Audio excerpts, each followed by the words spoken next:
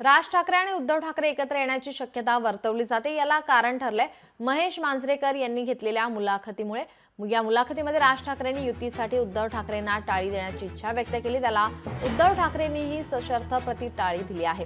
महाराष्ट्र आणि मराठी माणसासाठी ठाकरे बंधूंनी एकत्र यावं अशी अनेक वर्षांपासून दोन्ही पक्षांचे कार्यकर्ते आणि सामान्य नागरिकांची भावना असल्याचं समोर येत आहे। काय म्हणणं आहे मुंबईतील नागरिकांचं जाणून घेतलं आमच्या प्रतिनिधी मीनाक्षी म्हात्रे यांनी।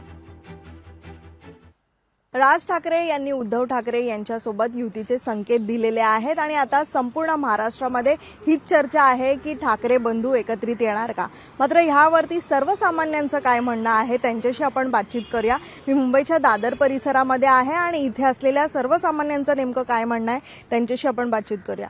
काय सांगाल? खरं तर एकच चर्चा आहे, कालपासून आपण पाहतोय की राज ठाकरे यांनी एका मुलाखतीमध्ये उद्धव ठाकरेंसोबत युती करण्याचे संकेत दिलेले आहेत। आमचे वाद जे आहेत ते खूप शिल्लक आहेत, महाराष्ट्र खूप मोठा आहे। काय वाटतं यावरती तुम्ही सर्वसामान्य म्हणून कसं पाहता? आम्हाला वाटतं की ते दोन्ही बंधू एकत्र आले तर करतील महाराष्ट्रासाठी काहीतरी आणि करावं, आणि त्याच्यासाठी त्यांनी एकत्र आलं ना तर फार बरं होईल। त्यांच्या आतले काय ते वाद ते बघून घेतील, पण त्यांनी जनकल्याणाचं काम मात्र नक्कीच करावं, महाराष्ट्राचं भलं करावं। मराठी माणूस त्यांच्या त्या कृतीची वाट बघतोय।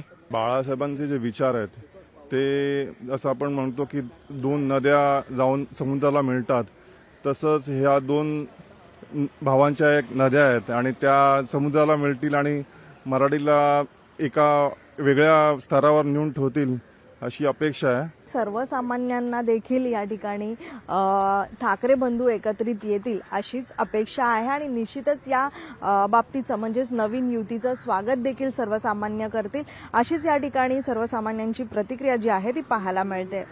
व्हिडिओ जर्नलिस्ट रोहित कांबळेसह मीनाक्षी म्हात्रे, लोकशाही मराठी, मुंबई।